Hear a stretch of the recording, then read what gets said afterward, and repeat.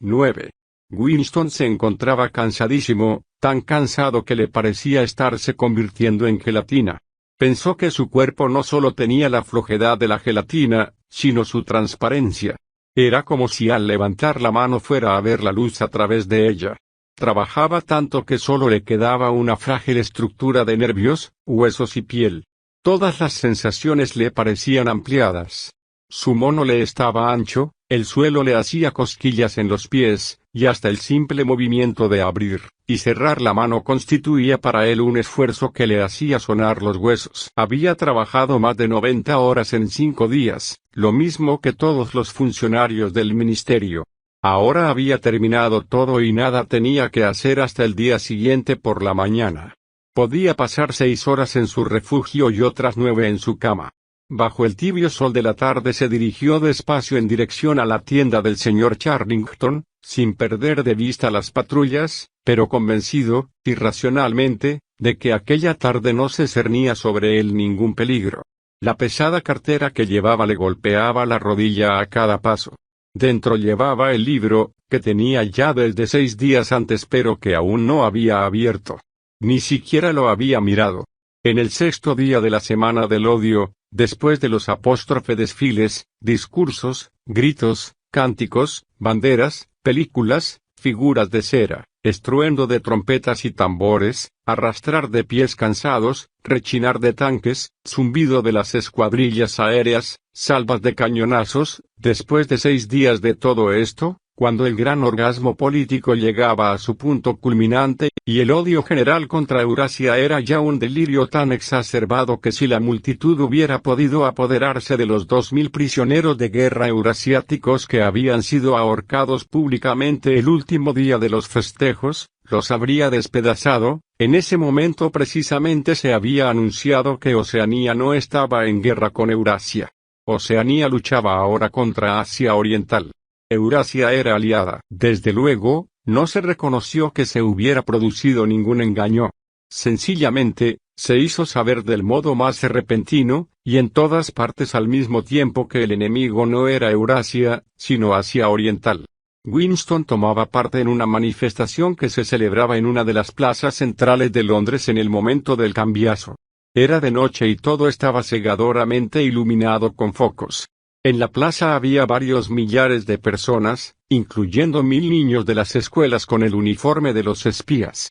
En una plataforma forrada de trapos rojos, un orador del partido interior, un hombre delgaducho y bajito con unos brazos desproporcionadamente largos, y un cráneo grande y calvo con unos cuantos mechones sueltos atravesados sobre él, arengaba a la multitud. La pequeña figura, retorcida de odio, se agarraba al micrófono con una mano mientras que con la otra, enorme, al final de un brazo huesudo, daba zarpazos amenazadores por encima de su cabeza.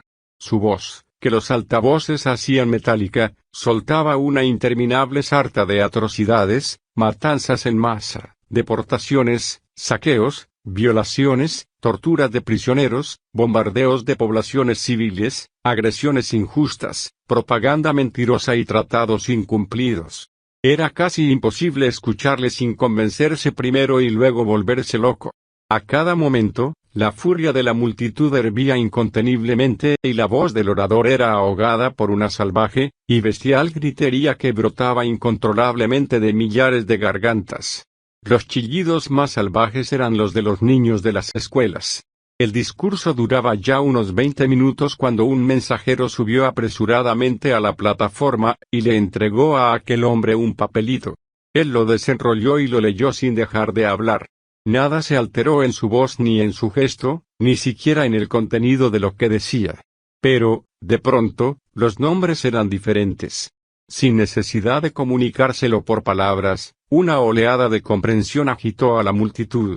Oceanía estaba en guerra con Asia Oriental. Pero, inmediatamente, se produjo una tremenda conmoción. Las banderas, los carteles que decoraban la plaza estaban todos equivocados.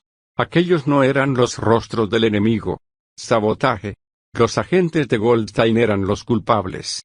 Hubo una fenomenal algarabía mientras todos se dedicaban a arrancar carteles y a romper banderas, pisoteando luego los trozos de papel y cartón roto. Los espías se realizaron prodigios de actividad subiéndose a los tejados para cortar las bandas de tela pintada que cruzaban la calle. Pero a los 2 o 3 minutos se había terminado todo. El orador, que no había soltado el micrófono, seguía vociferando y dando zarpazos al aire. Al minuto siguiente, la masa volvía a gritar su odio exactamente como antes. Solo que el objetivo había cambiado. Lo que más le impresionó a Winston fue que el orador dio el cambiazo exactamente a la mitad de una frase, no solo sin detenerse, sino sin cambiar siquiera la construcción de la frase. Pero en aquellos momentos tenía Winston otras cosas de que preocuparse. Fue entonces, en medio de la gran algarabía, cuando se le acercó un desconocido y, dándole un golpecito en un hombro, le dijo: «Perdone, creo que se le ha caído a usted esta cartera». Winston tomó la cartera sin hablar, como abstraído.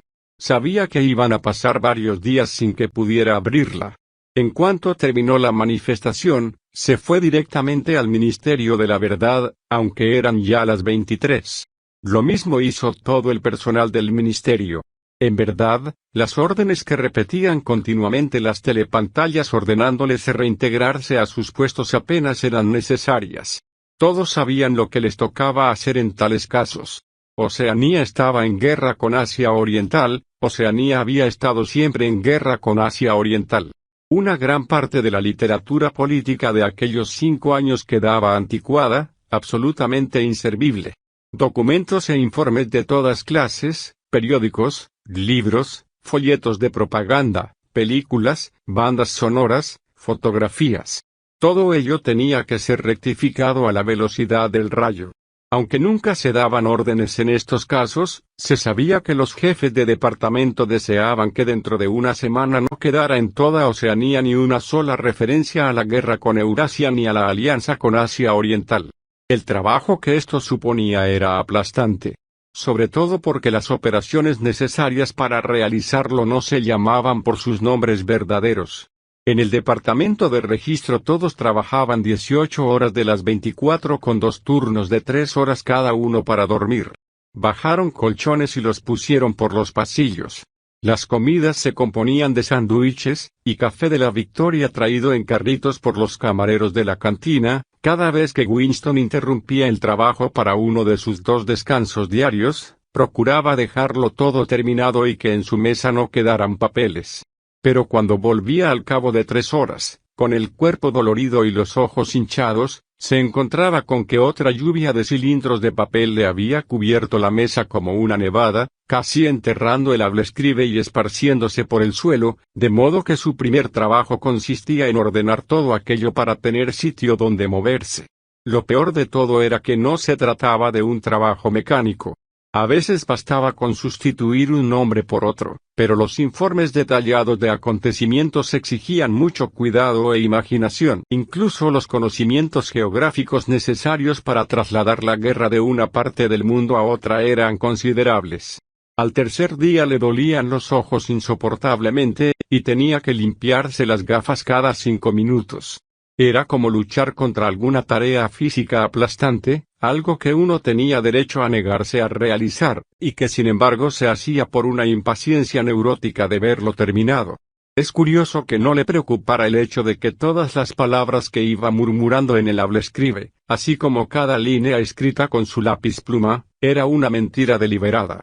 Lo único que le angustiaba era el temor de que la falsificación no fuera perfecta, y esto mismo les ocurría a todos sus compañeros. En la mañana del 6º día el aluvión de cilindros de papel fue disminuyendo.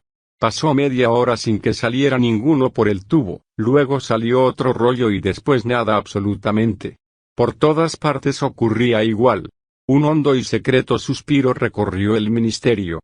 Se acababa de realizar una hazaña que nadie podría mencionar nunca. Era imposible ya que ningún ser humano pudiera probar documentalmente que la guerra con Eurasia había sucedido. Inesperadamente, se anunció que todos los trabajadores del ministerio estaban libres hasta el día siguiente por la mañana. Era mediodía.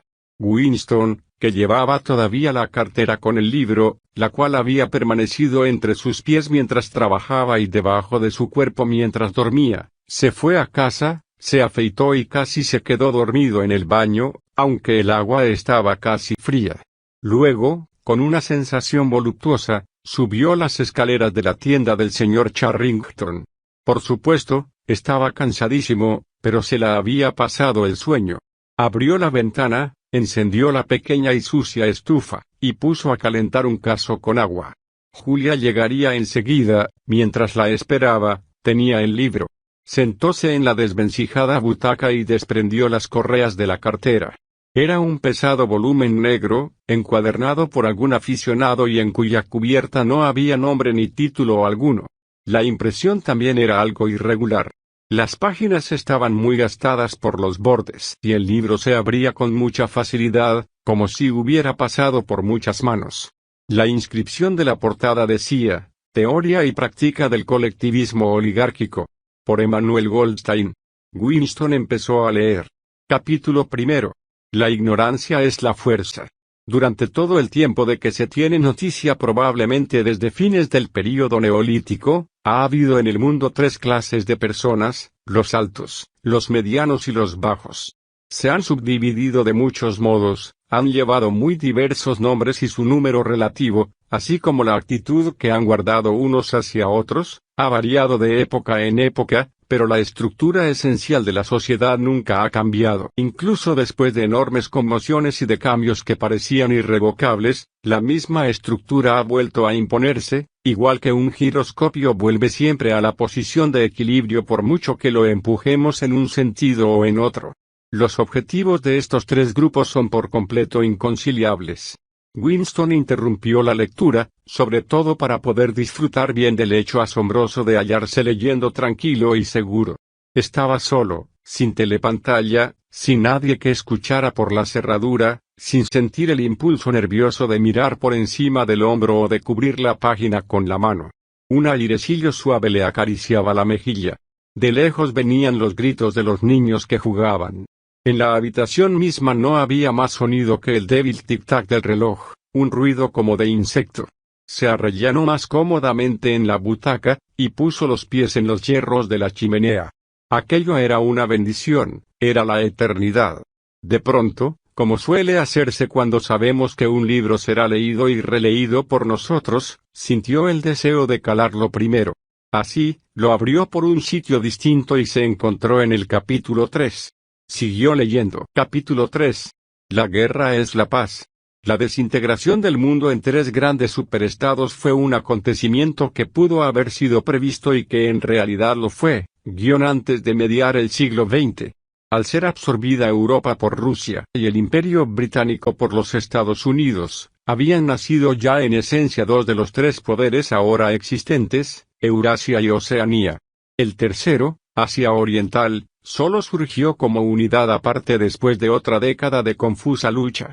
Las fronteras entre los tres superestados son arbitrarias en algunas zonas, y en otras fluctúan según los altibajos de la guerra, pero en general se atienen a líneas geográficas. Eurasia comprende toda la parte norte de la masa terrestre europea y asiática, desde Portugal hasta el estrecho de Bering. Oceanía comprende las Américas, las islas del Atlántico, incluyendo a las islas británicas, Australasia y África meridional. Asia Oriental, potencia más pequeña que las otras y con una frontera occidental menos definida, abarca China y los países que se hallan al sur de ella, las islas del Japón y una amplia y fluctuante porción de Manchuria, Mongolia y el Tíbet. Estos tres superestados, en una combinación o en otra, están en guerra permanente y llevan así 25 años. Sin embargo, ya no es la guerra aquella lucha desesperada y aniquiladora que era en las primeras décadas del siglo XX. Es una lucha por objetivos limitados entre combatientes incapaces de destruirse unos a otros, sin una causa material para luchar, y que no se hallan divididos por diferencias ideológicas claras. Esto no quiere decir que la conducta en la guerra ni la actitud hacia ella sean menos sangrientas ni más caballerosas. Por el contrario, el histerismo bélico es continuo y universal, y las violaciones, los saqueos, la matanza de niños, la esclavización de poblaciones enteras y represalias contra los prisioneros hasta el punto de quemarlos y enterrarlos vivos, se consideran normales, y cuando esto no lo comete el enemigo sino el bando propio, se estima meritorio. Pero en un sentido físico, la guerra afecta a muy pocas personas, la mayoría especialistas muy bien preparados, y causa pocas bajas relativamente. Cuando hay lucha, tiene lugar en confusas fronteras que el hombre medio apenas puede situar en un mapa o en torno a las fortalezas flotantes que guardan los lugares estratégicos en el mar. En los centros de civilización la guerra no significa más que una continua escasez de víveres, y alguna que otra bomba cohete que puede causar unas veintenas de víctimas. En realidad, la guerra ha cambiado de carácter. Con más exactitud, puede decirse que ha variado el orden de importancia de las razones que determinaban una guerra. Se han convertido en dominantes y son reconocidos conscientemente motivos que ya estaban latentes en las grandes guerras de la primera mitad del siglo XX. Para comprender la naturaleza de la guerra actual, pues, a pesar del reagrupamiento que ocurre cada pocos años, siempre es la misma guerra, hay que darse cuenta en primer lugar de que esa guerra no puede ser decisiva. Ninguno de los tres superestados podría ser conquistado definitivamente ni siquiera por los otros dos en combinación. Sus fuerzas están demasiado bien equilibradas. Y sus defensas son demasiado poderosas. Eurasia está protegida por sus grandes espacios terrestres, Oceanía por la anchura del Atlántico y del Pacífico, Asia Oriental por la fecundidad y laboriosidad de sus habitantes. Además, ya no hay nada por qué luchar. Con las economías autárquicas, la lucha por los mercados, que era una de las causas principales de las guerras anteriores, ha dejado de tener sentido, y la competencia por las materias primas ya no es una cuestión de vida o muerte. Cada uno de los tres superestados es tan inmenso que puede obtener casi todas las materias que necesita dentro de sus propias fronteras. Si acaso, se propone la guerra el dominio del trabajo. Entre las fronteras de los superestados, y sin pertenecer de un modo permanente a ninguno de ellos, se extiende un cuadrilátero, con sus ángulos en Tánger, Brazzaville, Darwin y Hong Kong, que contiene casi una quinta parte de la población de la Tierra. Las tres potencias luchan constantemente por la posesión de estas regiones densamente pobladas, así como por las zonas polares.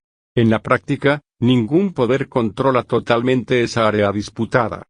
Porciones de ella están cambiando a cada momento de manos, y lo que en realidad determina los súbitos y múltiples cambios de alianzas es la posibilidad de apoderarse de uno u otro pedazo de tierra mediante una inesperada traición. Todos esos territorios disputados contienen valiosos minerales y algunos de ellos producen ciertas cosas, como la goma, que en los climas fríos es preciso sintetizar por métodos relativamente caros.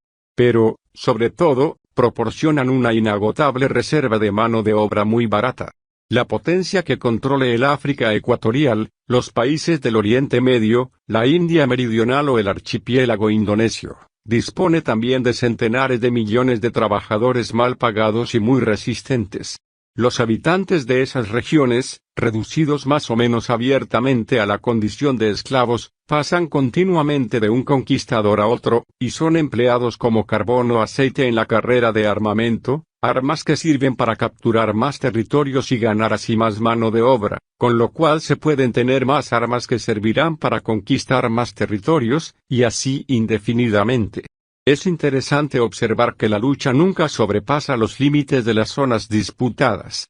Las fronteras de Eurasia avanzan y retroceden entre la cuenca del Congo y la orilla septentrional del Mediterráneo. Las islas del Océano Índico y del Pacífico son conquistadas, y reconquistadas constantemente por Oceanía y por Asia Oriental. En Mongolia, la línea divisoria entre Eurasia y Asia Oriental nunca es estable. En torno al Polo Norte, las tres potencias reclaman inmensos territorios en su mayor parte inhabitados e inexplorados, pero el equilibrio de poder no se altera apenas con todo ello, y el territorio que constituye el suelo patrio de cada uno de los tres superestados nunca pierde su independencia. Además, la mano de obra de los pueblos explotados alrededor del Ecuador no es verdaderamente necesaria para la economía mundial. Nada atañe a la riqueza del mundo, ya que todo lo que produce se dedica a fines de guerra, y el objeto de prepararse para una guerra no es más que ponerse en situación de emprender otra guerra. Las poblaciones esclavizadas permiten, con su trabajo, que se acelere el ritmo de la guerra. Pero si no existiera ese refuerzo de trabajo, la estructura de la sociedad y el proceso por el cual ésta se mantiene no variarían en lo esencial. La finalidad principal de la guerra moderna, de acuerdo con los principios del doble pensar, la reconocen y, a la vez, no la reconocen, los cerebros dirigentes del partido interior. Consiste en usar los productos de las máquinas sin elevar por eso el nivel general de la vida. Hasta fines del siglo XIX había sido un problema latente de la sociedad industrial que había de hacerse con el sobrante de los artículos de consumo. Ahora, aunque son pocos los seres humanos que pueden comer lo suficiente, este problema no es urgente y nunca podría tener caracteres graves aunque no se emplearan procedimientos artificiales para destruir esos productos. El mundo de hoy, si lo comparamos con el anterior a 1914, está desnudo, hambriento y lleno de desolación, y aún más si lo comparamos con el futuro que las gentes de aquella época esperaban. A principios del siglo XX la visión de una sociedad futura increíblemente rica, ordenada, eficaz y con tiempo para todo, un reluciente mundo antiséptico de cristal, acero y cemento, un mundo de nívea blancura, era el ideal de casi todas las personas cultas. La ciencia y la tecnología se desarrollaban a una velocidad prodigiosa y parecía natural que este desarrollo no se interrumpiera jamás. Sin embargo, no continuó el perfeccionamiento, en parte por el empobrecimiento causado por una larga serie de guerras y revoluciones, y en parte porque el progreso científico y técnico se basaba en un hábito empírico de pensamiento que no podía existir en una sociedad estrictamente reglamentada. En conjunto, el mundo es hoy más primitivo que hace 50 años. Algunas zonas secundarias han progresado y se han realizado algunos perfeccionamientos, ligados siempre a la guerra y al espionaje policíaco, pero los experimentos científicos y los inventos no han seguido su curso, y los destrozos causados por la guerra atómica de los años 50 y tantos nunca llegaron a ser reparados. No obstante, perduran los peligros del maquinismo. Cuando aparecieron las grandes máquinas, se pensó, lógicamente, que cada vez haría menos falta la servidumbre del trabajo, y que esto contribuiría en gran medida a suprimir las desigualdades en la condición humana. Si las máquinas eran empleadas deliberadamente con esa finalidad, entonces el hambre, la suciedad, el analfabetismo, las enfermedades y el cansancio serían necesariamente eliminados al cabo de unas cuantas generaciones. Y, en realidad, sin ser empleada con esa finalidad, sino solo por un proceso automático, produciendo riqueza que no había más remedio que distribuir, elevó efectivamente la máquina el nivel de vida de las gentes que vivían a mediados de siglo. Estas gentes vivían muchísimo mejor que las de fines del siglo XIX. Pero también resultó claro que un aumento de bienestar tan extraordinario amenazaba con la destrucción, era ya, en sí mismo, la destrucción, de una sociedad jerárquica. En un mundo en que todos trabajaran pocas horas, tuvieran bastante que comer, vivieran en casas cómodas e higiénicas, con cuarto de baño, calefacción y refrigeración, y poseyera cada uno un auto o quizás un aeroplano, habría desaparecido la forma más obvia e hiriente de desigualdad. Si la riqueza llegaba a generalizarse, no serviría para distinguir a nadie. Sin duda, era posible imaginarse una sociedad en que la riqueza, en el sentido de posesiones y lujos personales, fuera equitativamente distribuida mientras que el poder siguiera en manos de una minoría, de una pequeña casta privilegiada. Pero, en la práctica, semejante sociedad no podría conservarse estable, porque si todos disfrutasen por igual del lujo y del ocio, la gran masa de seres humanos, a quienes la pobreza suele imbecilizar, aprenderían muchas cosas y empezarían a pensar por sí mismos, y si empezaran a reflexionar, se darían cuenta más pronto o más tarde que la minoría privilegiada no tenía derecho alguno a imponerse a los demás y acabarían barriéndoles. A la larga, una sociedad jerárquica solo sería posible basándose en la pobreza y en la ignorancia. Regresar al pasado agrícola, como querían algunos pensadores de principios de este siglo, no era una solución práctica, puesto que estaría en contra de la tendencia a la mecanización, que se había hecho casi instintiva en el mundo entero, y, además, cualquier país que permaneciera atrasado industrialmente sería inútil en un sentido militar, y caería antes o después bajo el dominio de un enemigo bien armado. Tampoco era una buena solución mantener la pobreza de las masas restringiendo la producción. Esto se practicó en gran medida entre 1920 y 1940. Muchos países dejaron que su economía se anquilosara. No se renovaba el material indispensable para la buena marcha de las industrias, quedaban sin cultivar las tierras, y grandes masas de población, sin tener en qué trabajar, vivían de la caridad del Estado. Pero también esto implicaba una debilidad militar, y como las privaciones que infligía eran innecesarias, despertaba inevitablemente una gran oposición. El problema era mantener en marcha las ruedas de la industria sin aumentar la riqueza real del mundo.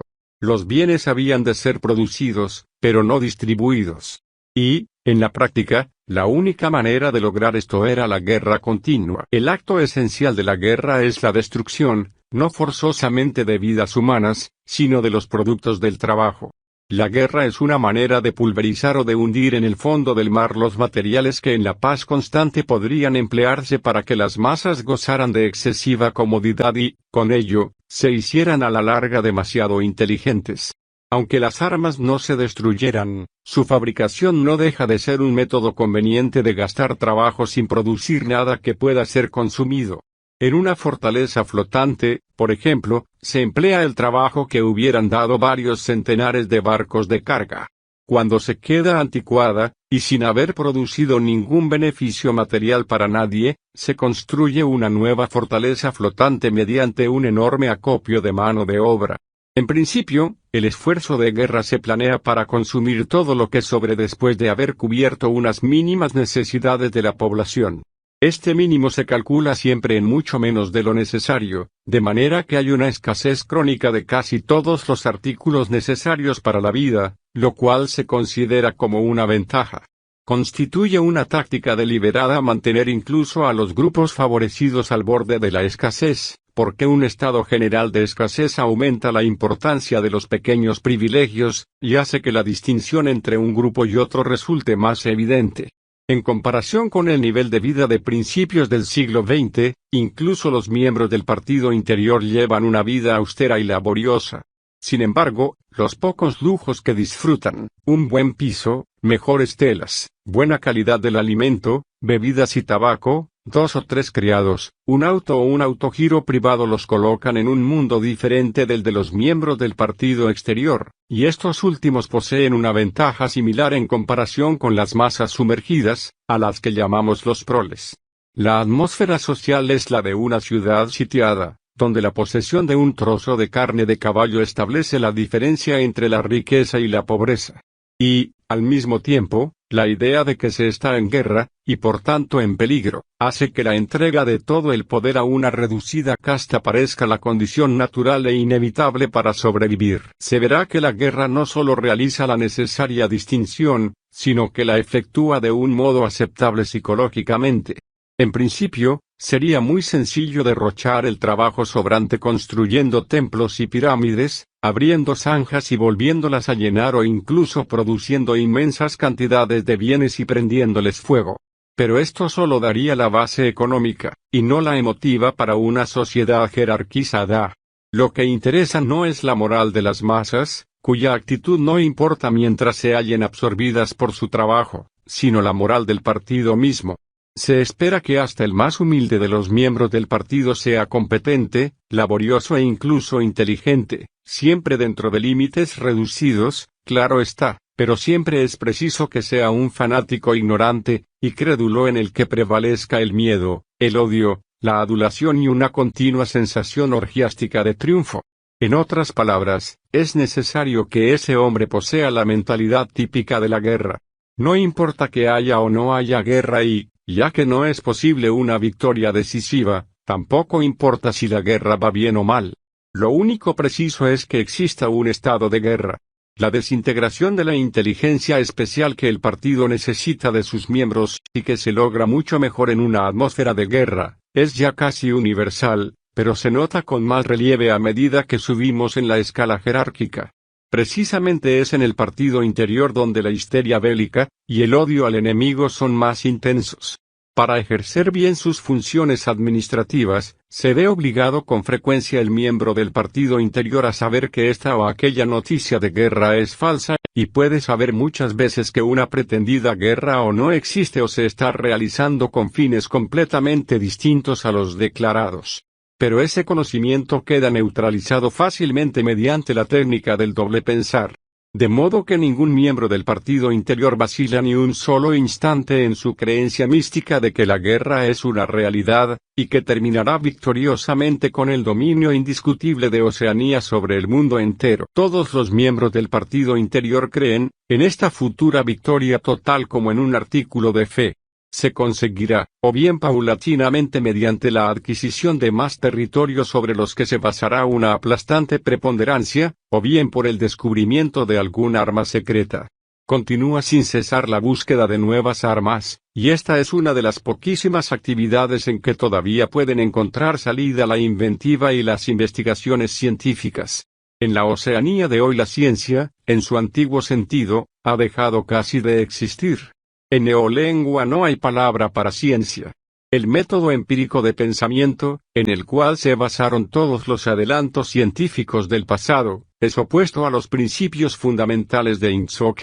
E incluso el progreso técnico solo existe cuando sus productos pueden ser empleados para disminuir la libertad humana. Las dos finalidades del partido son conquistar toda la superficie de la Tierra y extinguir de una vez para siempre la posibilidad de toda libertad del pensamiento.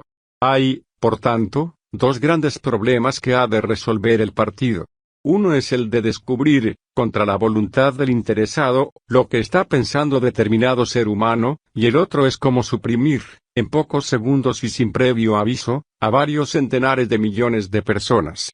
Este es el principal objetivo de las investigaciones científicas.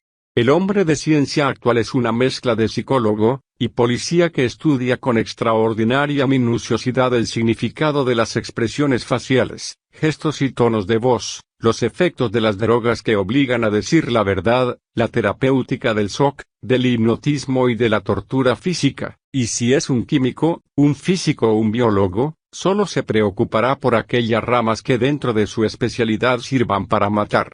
En los grandes laboratorios del Ministerio de la Paz, en las estaciones experimentales ocultas en las selvas brasileñas, en el desierto australiano o en las islas perdidas del Antártico, trabajan incansablemente los equipos técnicos.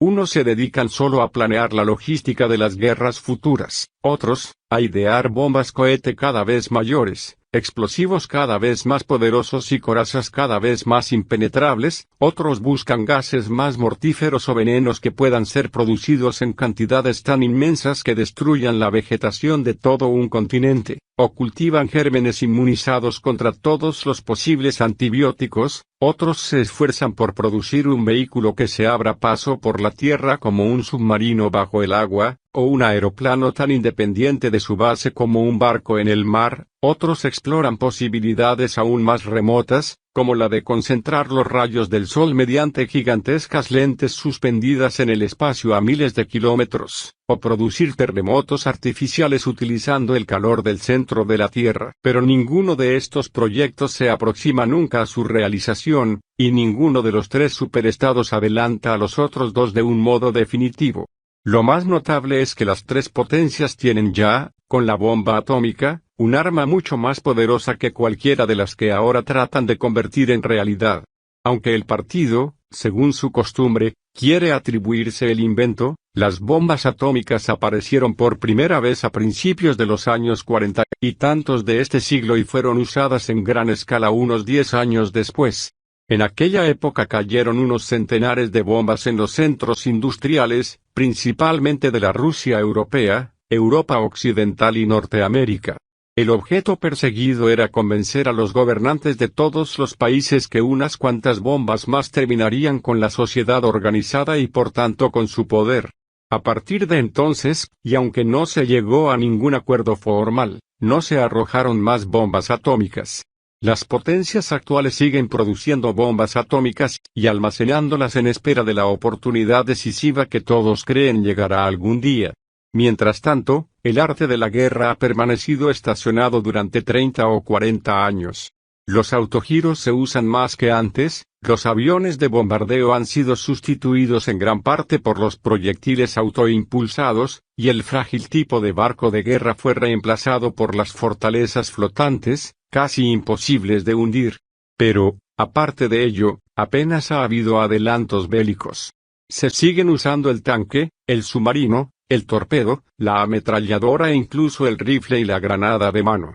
Y, a pesar de las interminables matanzas comunicadas por la prensa y las telepantallas, las desesperadas batallas de las guerras anteriores, en las cuales morían en pocas semanas centenares de miles e incluso millones de hombres, no han vuelto a repetirse. Ninguno de los tres superestados intenta nunca una maniobra que suponga el riesgo de una seria derrota. Cuando se lleva a cabo una operación de grandes proporciones, suele tratarse de un ataque por sorpresa contra un aliado. La estrategia que siguen los tres superestados, o que pretenden seguir, es la misma. Su plan es adquirir, mediante una combinación, un anillo de bases que rodee completamente a uno de los estados rivales para firmar luego un pacto de amistad con ese rival, y seguir en relaciones pacíficas con él durante el tiempo que sea preciso para que se confíen. En este tiempo, se almacenan bombas atómicas en los sitios estratégicos. Esas bombas, cargadas en los cohetes, serán disparadas algún día simultáneamente, con efectos tan devastadores que no habrá posibilidad de respuesta. Entonces se firmará un pacto de amistad con la otra potencia, en preparación de un nuevo ataque.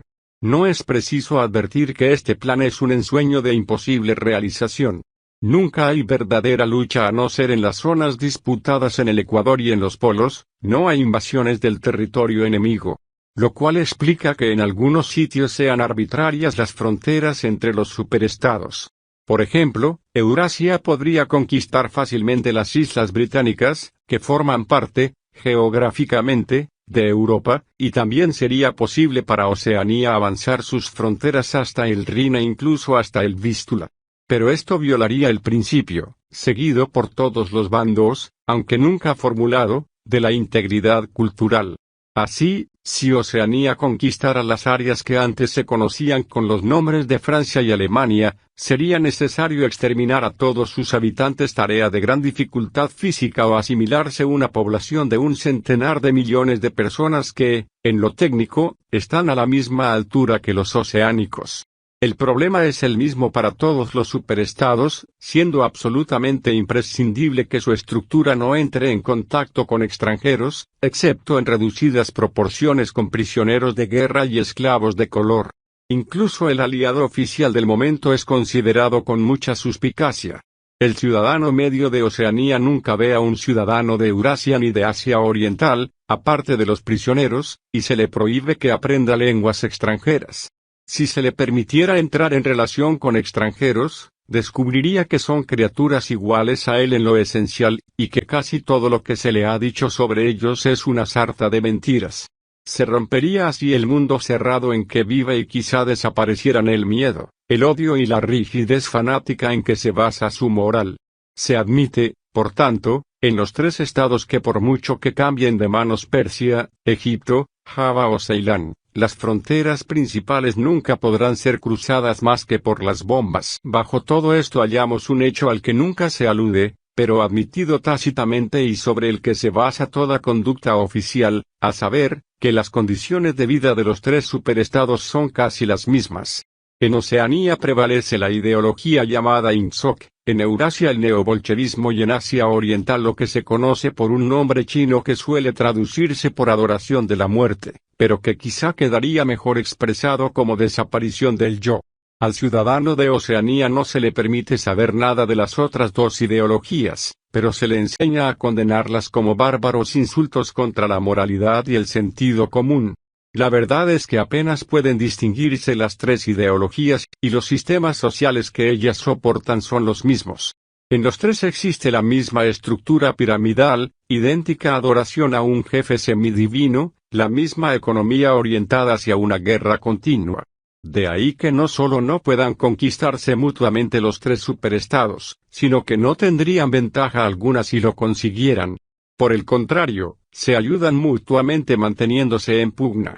Y los grupos dirigentes de las tres potencias saben y no saben, a la vez, lo que están haciendo. Dedican sus vidas a la conquista del mundo, pero están convencidos al mismo tiempo de que es absolutamente necesario que la guerra continúe eternamente sin ninguna victoria definitiva. Mientras tanto, el hecho de que no hay peligro de conquista hace posible la denegación sistemática de la realidad, que es la característica principal del Ingsoc y de sus sistemas rivales. Y aquí hemos de repetir que, al hacerse continua, la guerra ha cambiado fundamentalmente de carácter. En tiempos pasados, una guerra, casi por definición, era algo que más pronto o más tarde tenía un final, generalmente, una clara victoria o una derrota indiscutible.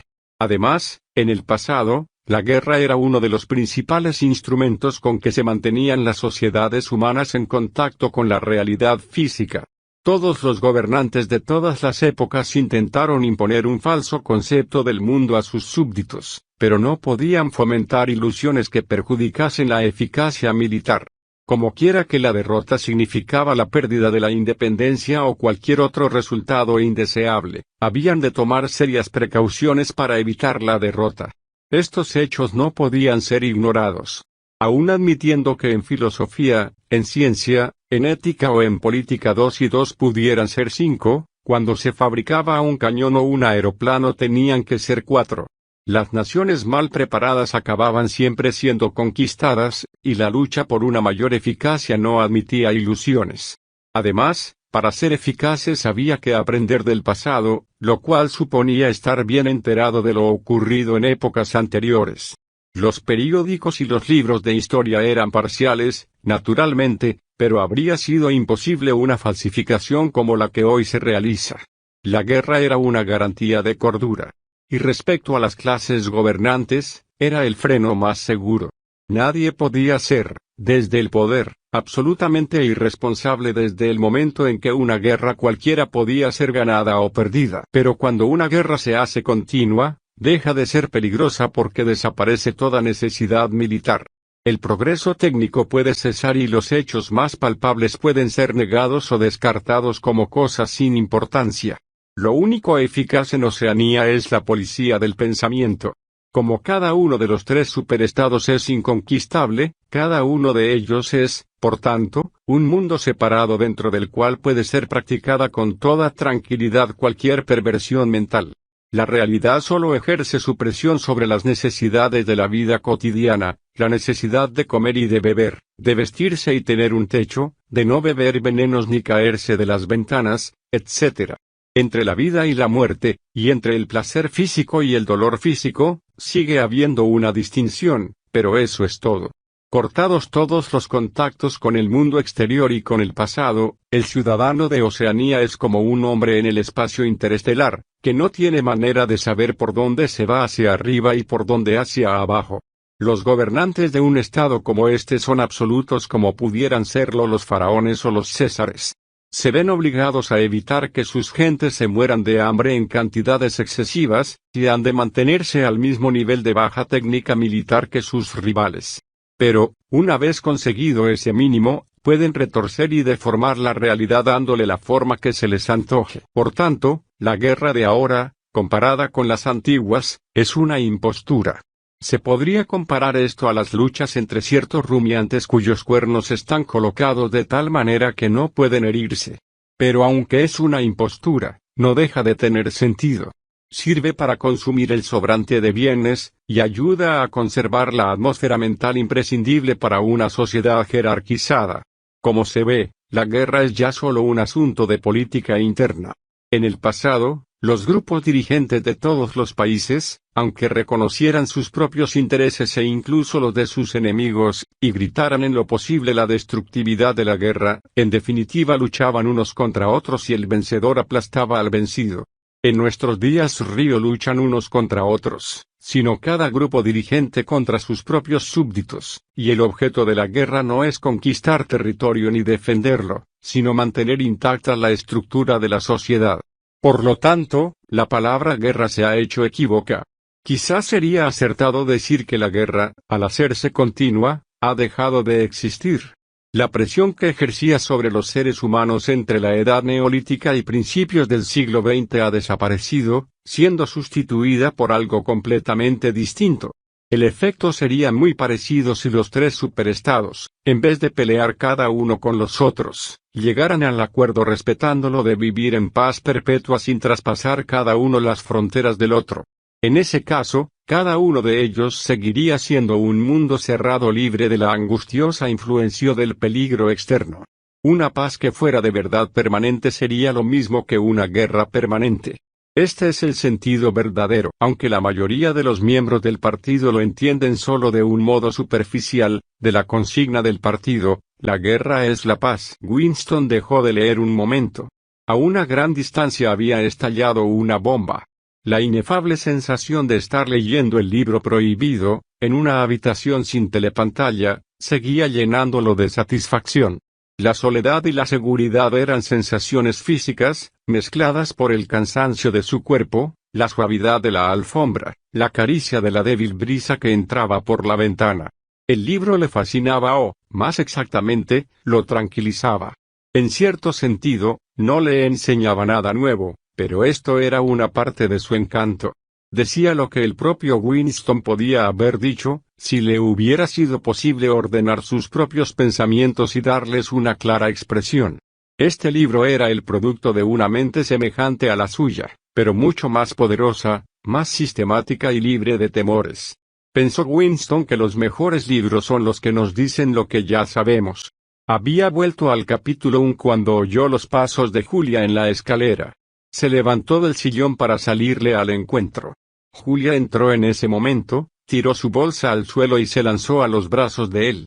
Hacía más de una semana que no se habían visto. «Tengo el libro», dijo Winston en cuanto se apartaron. «Ah, ¿sí? Muy bien», dijo ella sin gran interés, y casi inmediatamente se arrodilló junto a la estufa para hacer café. No volvieron a hablar del libro hasta después de media hora de estar en la cama. La tarde era bastante fresca para que mereciera la pena cerrar la ventana. De abajo llegaban las habituales canciones, y el ruido de botas sobre el empedrado. La mujer de los brazos rojizos parecía no moverse del patio. A todas horas del día estaba lavando y tendiendo ropa. Julia tenía sueño. Winston volvió a coger el libro, que estaba en el suelo, y se sentó apoyando la espalda en la cabecera de la cama. «Tenemos que leerlo», él dijo. «Y tú también. Todos los miembros de la hermandad deben leerlo». «Léelo tú», dijo Julia con los ojos cerrados. «Léelo en voz alta. Así es mejor. Y me puedes explicar los puntos difíciles». El viejo reloj marcaba las 6, o sea, las 18. Disponían de 3 o 4 horas más. Winston se puso el libro abierto sobre las rodillas en ángulo y empezó a leer. Capítulo 1. La ignorancia es la fuerza. Durante todo el tiempo de que se tiene noticia, probablemente desde fines del período neolítico, ha habido en el mundo 3 clases de personas: los altos, los medianos y los bajos. Se han subdividido de muchos modos, han llevado muy diversos nombres y su número relativo, así como la actitud que han guardado unos hacia otros, han variado de época en época, pero la estructura esencial de la sociedad nunca ha cambiado. Incluso después de enormes conmociones y de cambios que parecían irrevocables, la misma estructura ha vuelto a imponerse, igual que un giroscopio vuelve siempre a la posición de equilibrio por mucho que lo empujemos en un sentido o en otro. «Julia, ¿estás despierta?», dijo Winston. «Sí, amor mío, te escucho. Sigue. Es maravilloso». Winston continuó leyendo. «Los fines de estos 3 grupos son inconciliables. Los altos quieren quedarse donde están. Los medianos tratan de arrebatarles sus puestos a los altos. La finalidad de los bajos, cuando la tienen, porque su principal característica es hallarse aplastados por las exigencias de la vida cotidiana, consiste en abolir todas las distinciones, y crear una sociedad en que todos los hombres sean iguales. Así, vuelve a presentarse continuamente la misma lucha social. Durante largos períodos, parece que los altos se encuentran muy seguros en su poder, pero siempre llega un momento en que pierden la confianza en sí mismos o se debilita su capacidad para gobernar, o ambas cosas a la vez. Entonces son derrotados por los medianos, que llevan junto a ellos a los bajos porque les han asegurado que ellos representan la libertad y la justicia. En cuanto logran sus objetivos, los medianos abandonan a los bajos, y los relegan a su antigua posición de servidumbre, convirtiéndose ellos en los altos. Entonces, un grupo de los medianos se separa de los demás y empiezan a luchar entre ellos. De los tres grupos, solamente los bajos no logran sus objetivos ni siquiera transitoriamente. Sería exagerado afirmar que en toda la historia no ha habido progreso material. Aún hoy, en un período de decadencia, el ser humano se encuentra mejor que hace unos cuantos siglos. Pero ninguna reforma ni revolución alguna han conseguido acercarse ni un milímetro a la igualdad humana. Desde el punto de vista de los bajos, ningún cambio histórico ha significado mucho más que un cambio en el nombre de sus amos. A fines del siglo XIX eran muchos los que habían visto claro este juego. De ahí que surgieran escuelas del pensamiento que interpretaban la historia como un proceso cíclico y aseguraban que la desigualdad era la ley inalterable de la vida humana. Desde luego, esta doctrina ha tenido siempre sus partidarios, pero se había introducido un cambio significativo. En el pasado, la necesidad de una forma jerárquica de la sociedad había sido la doctrina privativa de los altos. Fue defendida por reyes, aristócratas, jurisconsultos, etc. Los medianos, mientras luchaban por el poder, utilizaban términos como libertad, justicia y fraternidad. Sin embargo, el concepto de la fraternidad humana empezó a ser atacado por individuos que todavía no estaban en el poder, pero que esperaban estarlo pronto. En el pasado, los medianos hicieron revoluciones bajo la bandera de la igualdad, pero se limitaron a imponer una nueva tiranía apenas desaparecida la anterior. En cambio, los nuevos grupos de medianos proclamaron de antemano su tiranía. El socialismo, teoría que apareció a principios del siglo XIX, y que fue el último eslabón de una cadena que se extendía hasta las rebeliones de esclavos en la antigüedad, seguía profundamente infestado por las viejas utopías. Pero a cada variante de socialismo aparecida a partir de 1900 se abandonaba más abiertamente la pretensión de establecer la libertad y la igualdad. Los nuevos movimientos que surgieron a mediados del siglo, Ingsoc en Oceanía, neobolchevismo en Eurasia y adoración de la muerte en Asia Oriental, tenían como finalidad consciente la perpetuación de la falta de libertad y de la desigualdad social. Estos nuevos movimientos, claro está, nacieron de los antiguos y tendieron a conservar sus nombres y aparentaron respetar sus ideologías. Pero el propósito de todos ellos era solo detener el progreso e inmovilizar a la historia en un momento dado. El movimiento de péndulo iba a ocurrir una vez más y luego a detenerse. Como de costumbre, los altos serían desplazados por los medianos, que entonces se convertirían a su vez en altos, pero esta vez, por una estrategia consciente, estos últimos altos conservarían su posición permanentemente. Las nuevas doctrinas surgieron en parte a causa de la acumulación de conocimientos históricos y del aumento del sentido histórico, que apenas había existido antes del siglo XIX. Se entendía ya el movimiento cíclico de la historia, o parecía entenderse, y al ser comprendido podía ser también alterado. Pero la causa principal y subyacente era que ya a principios del siglo XX era técnicamente posible la igualdad humana. Seguía siendo cierto que los hombres no eran iguales en sus facultades innatas, y que las funciones habían de especializarse de modo que favorecían inevitablemente a unos individuos sobre otros, pero ya no eran precisas las diferencias de clase ni las grandes diferencias de riqueza. Antiguamente, las diferencias de clase no solo habían sido inevitables, sino deseables. La desigualdad era el precio de la civilización. Sin embargo, el desarrollo del maquinismo iba a cambiar esto. Aunque fuera aún necesario que los seres humanos realizaran diferentes clases de trabajo, ya no era preciso que vivieran en diferentes niveles sociales o económicos. Por tanto, desde el punto de vista de los nuevos grupos que estaban a punto de apoderarse del mando, no era ya la igualdad humana un ideal por el que convenía luchar, sino un peligro que había de ser evitado. En épocas más antiguas, cuando una sociedad justa y pacífica no era posible, resultaba muy fácil creer en ella. La idea de un paraíso terrenal en el que los hombres vivirían como hermanos, sin leyes y sin trabajo agotador, estuvo obsesionando a muchas imaginaciones durante miles de años. Y esta visión tuvo una cierta importancia incluso entre los grupos que de hecho se aprovecharon de cada cambio histórico. Los herederos de la Revolución Francesa, inglesa y americana habían creído parcialmente en sus frases sobre los derechos humanos, libertad de expresión, igualdad ante la ley y demás, e incluso se dejaron influir en su conducta por algunas de ellas hasta cierto punto. Pero hacia la década cuarta del siglo XX todas las corrientes de pensamiento político eran autoritarias. Pero ese paraíso terrenal quedó desacreditado precisamente cuando podía haber sido realizado, y en el segundo cuarto del siglo XX volvieron a ponerse en práctica procedimientos que ya no se usaban desde hacía siglos: encarcelamiento sin proceso, empleo de los prisioneros de guerra como esclavos, ejecuciones públicas, tortura para extraer confesiones, uso de rehenes y deportación de poblaciones en masa. Todo esto se hizo habitual y fue defendido por individuos considerados como inteligentes y avanzados. Los nuevos sistemas políticos se basaban en la jerarquía y la regimentación. Después de una década de guerras nacionales, guerras civiles, revoluciones y contrarrevoluciones en todas partes del mundo, surgieron el INSOC y sus rivales como teorías políticas inconmovibles. Pero ya las habían anunciado los varios sistemas, generalmente llamados totalitarios, que aparecieron durante el segundo cuarto de siglo, y se veía claramente el perfil que había de tener el mundo futuro. La nueva aristocracia estaba formada en su mayoría por burócratas, hombres de ciencia, técnicos, organizadores sindicales, especialistas en propaganda, sociólogos, educadores, periodistas y políticos profesionales.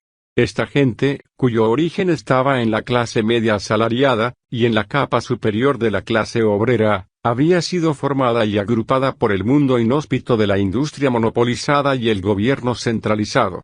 Comparados con los miembros de las clases dirigentes en el pasado, esos hombres eran menos avariciosos, les tentaba menos el lujo y más el placer de mandar, y, sobre todo, tenían más conciencia de lo que estaban haciendo, y se dedicaban con mayor intensidad a aplastar a la oposición. Esta última diferencia era esencial. Comparadas con la que hoy existe, todas las tiranías del pasado fueron débiles e ineficaces. Los grupos gobernantes se hallaban contagiados siempre en cierta medida por las ideas liberales, y no les importaba dejar cabos sueltos por todas partes. Solo se preocupaban por los actos realizados, y no se interesaban por lo que los súbditos pudieran pensar. En parte, esto se debe a que en el pasado ningún Estado tenía el poder necesario para someter a todos sus ciudadanos a una vigilancia constante. Sin embargo, el invento de la imprenta facilitó mucho el manejo de la opinión pública, y el cine y la radio contribuyeron en gran escala a acentuar este proceso. Con el desarrollo de la televisión, y el adelanto técnico que hizo posible recibir y transmitir simultáneamente en el mismo aparato, terminó la vida privada. Todos los ciudadanos, o por lo menos todos aquellos ciudadanos que poseían la suficiente importancia para que mereciese la pena vigilarlos, podían ser tenidos durante las 24 horas del día bajo la constante observación de la policía, y rodeados sin cesar por la propaganda oficial, mientras que se les cortaba toda comunicación con el mundo exterior. Por primera vez en la historia existía la posibilidad de forzar a los gobernados, no solo a una completa obediencia a la voluntad del Estado, sino a la completa uniformidad de opinión. Después del período revolucionario entre los años 50 y tantos y 70, la sociedad volvió a agruparse como siempre, en altos, medios y bajos. Pero el nuevo grupo de altos, a diferencia de sus predecesores, no actuaba ya por instinto, sino que sabía lo que necesitaba hacer para salvaguardar su posición. Los privilegiados se habían dado cuenta desde hacía bastante tiempo de que la base más segura para la oligarquía es el colectivismo. La riqueza y los privilegios se defienden más fácilmente cuando se poseen conjuntamente. La llamada abolición de la propiedad privada, que ocurrió a mediados de este siglo, quería decir que la propiedad iba a concentrarse en un número mucho menor de manos que anteriormente, pero con esta diferencia, que los nuevos dueños constituirían un grupo en vez de una masa de individuos. Individualmente, ningún miembro del partido posee nada, excepto insignificantes objetos de uso personal. Colectivamente, el partido es el dueño de todo lo que hay en Oceanía, porque lo controla todo y dispone de los productos como mejor se le antoja. En los años que siguieron a la revolución pudo ese grupo tomar el mando sin encontrar apenas oposición porque todo el proceso fue presentado como un acto de colectivización. Siempre se había dado por cierto que si la clase capitalista era expropiada, el socialismo se impondría, y era un hecho que los capitalistas habían sido expropiados. Las fábricas, las minas, las tierras, las casas, los medios de transporte, todo se les había quitado, y como todo ello dejaba de ser propiedad privada, era evidente que pasaba a ser propiedad pública. El INSOC, procedente del antiguo socialismo y que había heredado su fraseología, realizó los principios fundamentales de ese socialismo, con el resultado, previsto y deseado, de que la desigualdad económica se hizo permanente. Pero los problemas que plantea la perpetuación de una sociedad jerarquizada son mucho más complicados. Solo hay 4 medios de que un grupo dirigente sea derribado del poder. O es vencido desde fuera, o gobierna tan ineficazmente que las masas se le rebelan, o permite la formación de un grupo medio que lo pueda desplazar, o pierde la confianza en sí mismo y la voluntad de mando. Estas causas no operan sueltas, y por lo general se presentan las 4 combinadas en cierta medida. El factor que decide en última instancia es la actitud mental de la propia clase gobernante. Después de mediados del siglo XX, el primer peligro había desaparecido. No había posibilidad de una derrota infligida por una potencia enemiga. Cada uno de los 3 superestados en que ahora se divide el mundo es inconquistable, y solo podría llegar a ser conquistado por lentos cambios demográficos, que un gobierno con amplios poderes puede evitar muy fácilmente. El segundo peligro es solo teórico. Las masas nunca se levantan por su propio impulso, y nunca lo harán por la sola razón de que están oprimidas. Las crisis económicas del pasado fueron absolutamente innecesarias y ahora no se tolera que ocurran, pero de todos modos ninguna razón de descontento podrá tener ahora resultados políticos, ya que no hay modo de que el descontento se articule. En cuanto al problema de la superproducción, que ha estado latente en nuestra sociedad desde el desarrollo del maquinismo, queda resuelto por el recurso de la guerra continua. Véase el capítulo 3, que es también necesaria para mantener la moral pública a un elevado nivel. Por tanto, desde el punto de vista de nuestros actuales gobernantes, los únicos peligros auténticos son la aparición de un nuevo grupo de personas muy capacitadas, y ávidas de poder o el crecimiento del espíritu liberal, y del escepticismo en las propias filas gubernamentales. O sea, todo se reduce a un problema de educación, a moldear continuamente la mentalidad del grupo dirigente y del que se halla, inmediatamente debajo de él. En cambio, la conciencia de las masas solo ha de ser influida de un modo negativo. Con este fondo se puede deducir la estructura general de la sociedad de Oceanía. En el vértice de la pirámide está el Gran Hermano. Este es infalible y todopoderoso. Todo triunfo, todo descubrimiento científico, toda sabiduría, toda felicidad, toda virtud, se considera que procede directamente de su inspiración y de su poder. Nadie ha visto nunca al Gran Hermano. Es una cara en los carteles, una voz en la telepantalla. Podemos estar seguros de que nunca morirá y no hay manera de saber cuándo nació.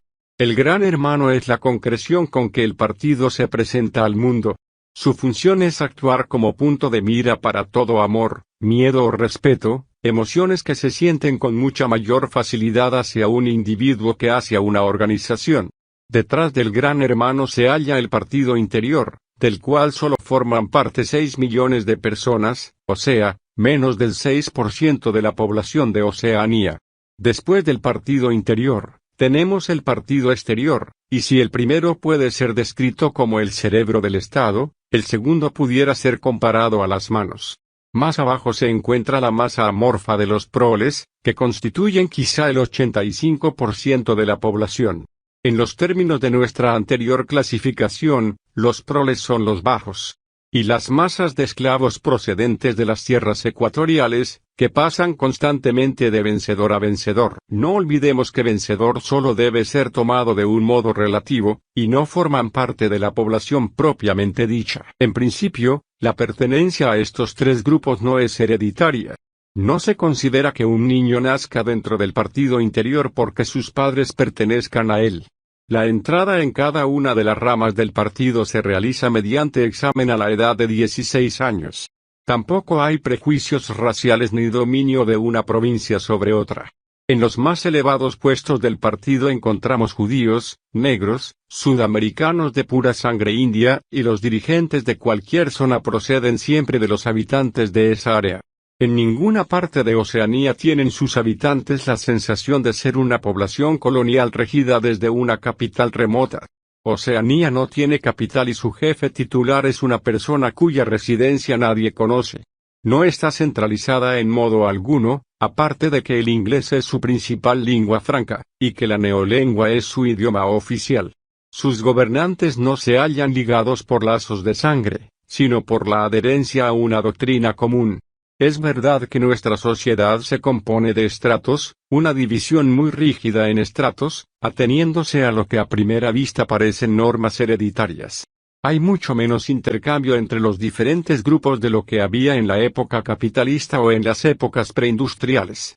Entre las dos ramas del partido se verifica algún intercambio, pero solamente lo necesario para que los débiles sean excluidos del partido interior, y que los miembros ambiciosos del partido exterior pasen a ser inofensivos al subir de categoría.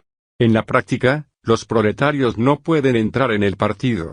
Los más dotados de ellos, que podían quizá constituir un núcleo de descontentos, son fichados por la policía del pensamiento y eliminados. Pero semejante estado de cosas no es permanente ni de ello se hace cuestión de principio. El partido no es una clase en el antiguo sentido de la palabra. No se propone transmitir el poder a sus hijos como tales descendientes directos, y si no hubiera otra manera de mantener en los puestos de mando a los individuos más capaces, estaría dispuesto el partido a reclutar una generación completamente nueva de entre las filas del proletariado. En los años cruciales, el hecho de que el partido no fuera un cuerpo hereditario contribuyó muchísimo a neutralizar la oposición. El socialista de la vieja escuela, acostumbrado a luchar contra algo que se llamaba privilegios de clase, daba por cierto que todo lo que no es hereditario no puede ser permanente. No comprendía que la continuidad de una oligarquía no necesita ser física ni se paraba a pensar que las aristocracias hereditarias han sido siempre de corta vida, mientras que organizaciones basadas en la adopción han durado centenares y miles de años. Lo esencial de la regla oligárquica no es la herencia de padre a hijo, sino la persistencia de una cierta manera de ver el mundo, y de un cierto modo de vida impuesto por los muertos a los vivos. Un grupo dirigente es tal grupo dirigente en tanto pueda nombrarla sus sucesores. El partido no se preocupa de perpetuar su sangre, sino de perpetuarse a sí mismo. No importa quién detenta el poder con tal de que la estructura jerárquica sea siempre la misma. Todas las creencias, costumbres, aficiones, emociones y actitudes mentales que caracterizan a nuestro tiempo sirven para sostener la mística del partido, y evitar que la naturaleza de la sociedad actual sea percibida por la masa. La rebelión física o cualquier movimiento preliminar hacia la rebelión no es posible en nuestros días. Nada hay que temer de los proletarios. Dejados aparte, continuarán, de generación en generación y de siglo en siglo, trabajando, procreando y muriendo, no solo sin sentir impulsos de rebelarse, sino sin la facultad de comprender que el mundo podría ser diferente de lo que es.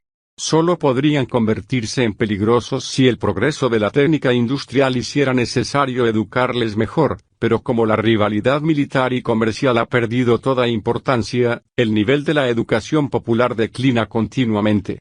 Las opiniones que tenga o no tenga la masa se consideran con absoluta indiferencia. A los proletarios se les puede conceder la libertad intelectual por la sencilla razón de que no tienen intelecto alguno. En cambio, a un miembro del partido no se le puede tolerar ni siquiera la más pequeña desviación ideológica. Todo miembro del partido vive, desde su nacimiento hasta su muerte, vigilado por la policía del pensamiento. Incluso cuando está solo no puede tener la seguridad de hallarse efectivamente solo. Donde quiera que esté, dormido o despierto, trabajando o descansando, en el baño o en la cama, puede ser inspeccionado sin previo aviso, y sin que él sepa que lo inspeccionan. Nada de lo que hace es indiferente para la policía del pensamiento. Sus amistades, sus distracciones, su conducta con su mujer y sus hijos, la expresión de su rostro cuando se encuentra solo, las palabras que murmura durmiendo, incluso los movimientos característicos de su cuerpo, son analizados escrupulosamente. No solo una falta efectiva en su conducta, sino cualquier pequeña excentricidad, cualquier cambio de costumbres, cualquier gesto nervioso que pueda ser el síntoma de una lucha interna, será estudiado con todo interés. El miembro del partido carece de toda libertad para decidirse por una dirección determinada, no puede elegir en modo alguno. Por otra parte, sus actos no están regulados por ninguna ley ni por un código de conducta claramente formulado. En Oceanía no existen leyes.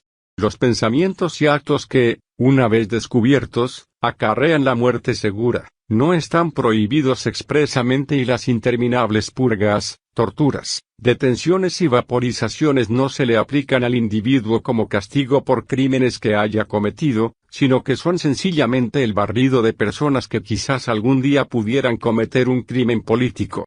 No solo se le exige al miembro del partido que tenga las opiniones que se consideran buenas, sino también los instintos ortodoxos.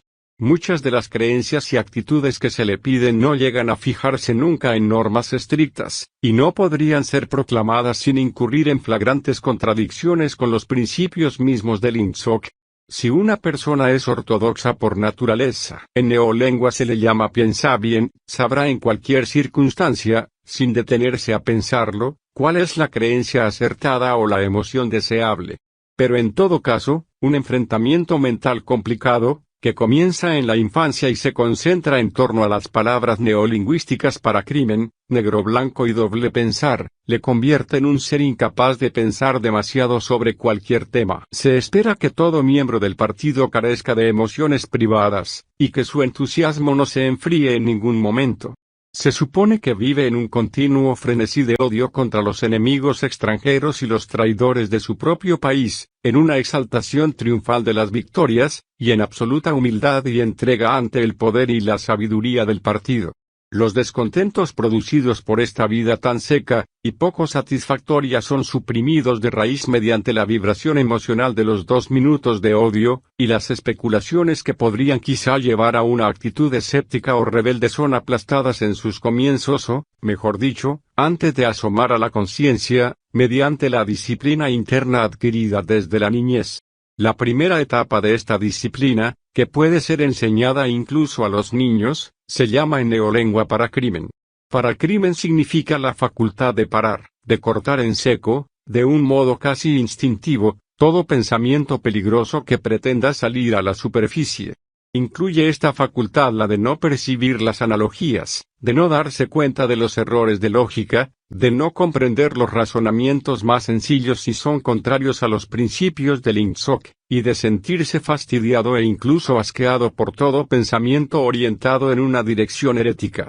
Paracrimen equivale, pues, a estupidez protectora. Pero no basta con la estupidez. Por el contrario, la ortodoxia en su más completo sentido exige un control sobre nuestros procesos mentales, un autodominio tan completo como el de una contorsionista sobre su cuerpo. La sociedad oceánica se apoya en definitiva sobre la creencia de que el Gran Hermano es omnipotente y que el partido es infalible. Pero como en realidad el Gran Hermano no es omnipotente y el partido no es infalible, se requiere una incesante flexibilidad para enfrentarse con los hechos. La palabra clave en esto es negro-blanco. Como tantas palabras neolingüísticas, esta tiene 2 significados contradictorios. Aplicada a un contrario, significa la costumbre de asegurar descaradamente que lo negro es blanco en contradicción con la realidad de los hechos. Aplicada a un miembro del partido significa la buena y leal voluntad de afirmar que lo negro es blanco cuando la disciplina del partido lo exija. Pero también se designa con esa palabra la facultad de creer que lo negro es blanco, más aún, de saber que lo negro es blanco, y olvidar que alguna vez se creyó lo contrario. Esto exige una continua alteración del pasado, posible gracias al sistema de pensamiento que abarca a todo lo demás, y que se conoce con el nombre de doble pensar. La alteración del pasado es necesaria por 2 razones, una de las cuales es subsidiaria y, por decirlo así, de precaución. La razón subsidiaria es que el miembro del partido, lo mismo que el proletario, tolera las condiciones de vida actuales, en gran parte porque no tiene con qué compararlas. Hay que cortarle radicalmente toda relación con el pasado, así como hay que aislarlo de los países extranjeros, porque es necesario que se crea en mejores condiciones que sus antepasados, y que se haga la ilusión de que el nivel de comodidades materiales crece sin cesar. Pero la razón más importante para reformar el pasado es la necesidad de salvaguardar la infalibilidad del partido. No solamente es preciso poner al día los discursos, estadísticas y datos de toda clase para demostrar que las predicciones del partido nunca fallan, sino que no puede admitirse en ningún caso que la doctrina política del partido haya cambiado lo más mínimo, porque cualquier variación de táctica política es una confesión de debilidad. Si, por ejemplo, Eurasia o Asia Oriental es la enemiga de hoy, es necesario que ese país, el que sea de los dos, según las circunstancias, figure como el enemigo de siempre. Y si los hechos demuestran otra cosa, habrá que cambiar los hechos. Así, la historia ha de ser escrita continuamente.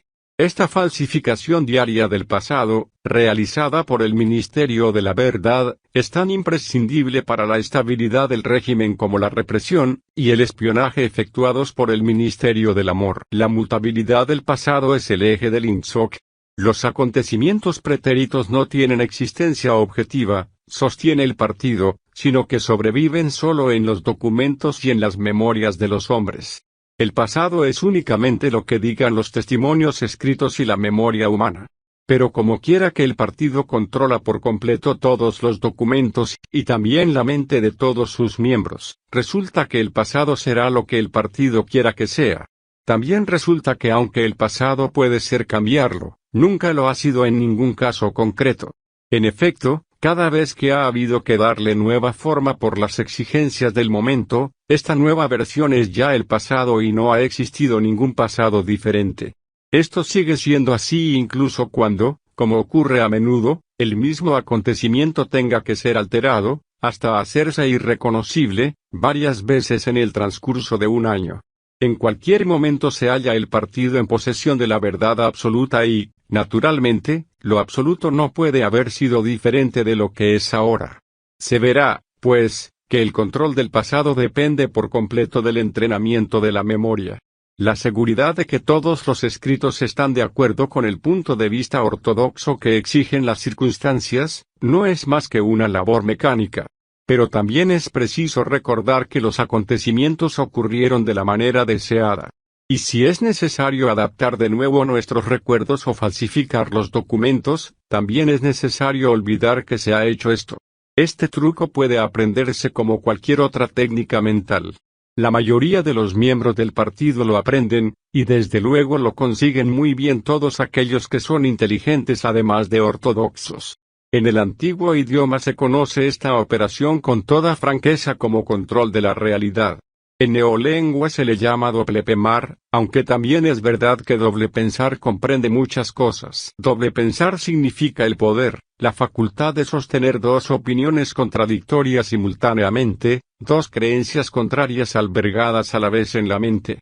El intelectual del partido sabe en qué dirección han de ser alterados sus recuerdos, por tanto, sabe que está trucando la realidad, pero al mismo tiempo se satisface a sí mismo por medio del ejercicio del doble pensar en el sentido de que la realidad no queda violada.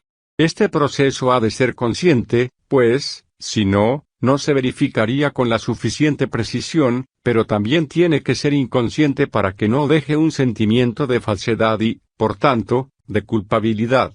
El doble pensar está arraigando en el corazón mismo del INSOC, ya que el acto esencial del partido es el empleo del engaño consciente, conservando a la vez la firmeza de propósito que caracteriza a la auténtica honradez. Decir mentiras a la vez que se cree sinceramente en ellas, olvidar todo hecho que no convenga recordar, y luego, cuando vuelva a ser necesario, sacarlo del olvido solo por el tiempo que convenga, negar la existencia de la realidad objetiva sin dejar ni por un momento de saber que existe esa realidad que se niega, todo esto es indispensable. Incluso para usar la palabra doble pensar es preciso emplear el doble pensar. Porque para usar la palabra se admite que se están haciendo trampas con la realidad. Mediante un nuevo acto de doble pensar se borra este conocimiento, y así indefinidamente, manteniéndose la mentira siempre unos pasos delante de la verdad. En definitiva, Gracias al doble pensar ha sido capaz el partido y seguirá siéndolo durante miles de años, de parar el curso de la historia. Todas las oligarquías del pasado han perdido el poder porque se anquilosaron o por haberse reblandecido excesivamente. O bien se hacían estúpidas y arrogantes, incapaces de adaptarse a las nuevas circunstancias, y eran vencidas, o bien se volvían liberales y cobardes, haciendo concesiones cuando debieron usar la fuerza, y también fueron derrotadas. Es decir, cayeron por exceso de conciencia o por pura inconsciencia. El gran éxito del partido es haber logrado un sistema de pensamiento en que tanto la conciencia como la inconsciencia pueden existir simultáneamente. Y ninguna otra base intelectual podría servirle al partido para asegurar su permanencia. Si uno ha de gobernar, y de seguir gobernando siempre, es imprescindible que desquicie el sentido de la realidad. Porque el secreto del gobierno infalible consiste en combinar la creencia en la propia infalibilidad con la facultad de aprender de los pasados errores. No es preciso decir que los más sutiles cultivadores del doble pensar son aquellos que lo inventaron, y que saben perfectamente que este sistema es la mejor organización del engaño mental. En nuestra sociedad, aquellos que saben mejor lo que está ocurriendo son a la vez los que están más lejos de ver al mundo como realmente es. En general, a mayor comprensión, mayor autoengaño, los más inteligentes son en esto los menos cuerdos. Un claro ejemplo de ello es que la histeria de guerra aumenta en intensidad a medida que subimos en la escala social.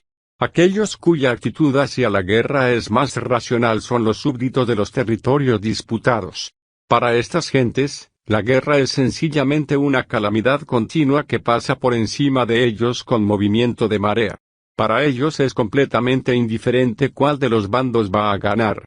Saben que un cambio de dueño significa solo que seguirán haciendo el mismo trabajo que antes, pero sometidos a nuevos amos que los tratarán lo mismo que los anteriores. Los trabajadores algo más favorecidos, a los que llamamos proles, solo se dan cuenta de un modo intermitente de que hay guerra. Cuando es necesario se les inculca el frenesí de odio y miedo. Pero si se les deja tranquilos son capaces de olvidar durante largos períodos que existe una guerra. Y en las filas del partido, sobre todo en las del partido interior hallamos el verdadero entusiasmo bélico. Solo creen en la conquista del mundo los que saben que es imposible. Esta peculiar trabazón de elementos opuestos, conocimiento con ignorancia, cinismo con fanatismo, es una de las características distintivas de la sociedad oceánica. La ideología oficial abunda en contradicciones incluso cuando no hay razón alguna que las justifique. Así, el partido rechaza y vivifica todos los principios que defendió en un principio el movimiento socialista, y pronuncia esa condenación precisamente en nombre del socialismo. Predica el desprecio de las clases trabajadoras. Un desprecio al que nunca se había llegado, y a la vez viste a sus miembros con un uniforme que fue en tiempos el distintivo de los obreros manuales, y que fue adoptado por esa misma razón. Sistemáticamente socava la solidaridad de la familia, y al mismo tiempo llama a su jefe supremo con un nombre que es una evocación de la lealtad familiar. Incluso los nombres de los 4 ministerios que los gobiernan revelan un gran descaro al tergiversar deliberadamente los hechos.